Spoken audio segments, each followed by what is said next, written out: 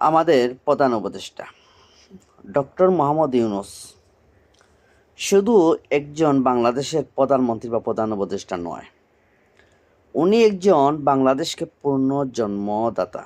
যদি আমি বলি তাহলে আপনি কি বলবেন?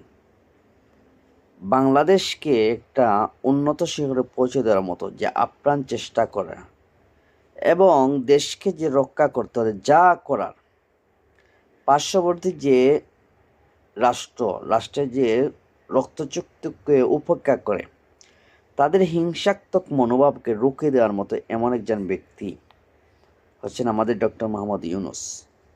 সুতরাং আমি একটা কথা বলে রাখি, যদি আপনি মনে করেন যে ইউনূস চলে যাক, ইউনূস যদি চলে গেলে আপনার জন্য ভালো হয়, তাহলে আমি একটা কথা বলে রাখি, আপনি হচ্ছেন ভারতের দালাল, আওয়ামী ফেসিবাদের দোসর। সুতরাং এইরকম যদি এই লোকেদের কথায় পাদে পাদে আমার দেশের সাধারণ জনগণ, তাইলে আমি বলে রাখি সবচাইতে ভয়ঙ্কর একটা পরিণতি আমাদের সামনে অপেক্ষা করছে। গত 70 বছর আপনি যে ভয়ঙ্কর একটা পরিস্থিতি ছিলেন তার চেয়ে আরও ভয়ঙ্কর হয়ে দাঁড়াবে আগামীর ভবিষ্যৎ। আপনি যে বাংলাদেশ হয়ে থাকবেন অথবা বাংলাদেশে এই জমিনে বসবাস করবেন তা হয়তো সম্ভব হবে না যদি ইউনূসকে যেতে বাধ্য করেন।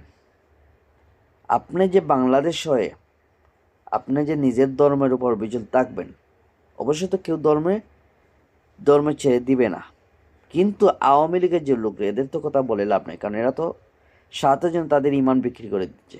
অনেকে দেখছেন নাম বদলে ফেলে হিন্দুদের নাম রাখছে, তাদের জায়গা থাকার আশ্রয় চাই এই জন্য।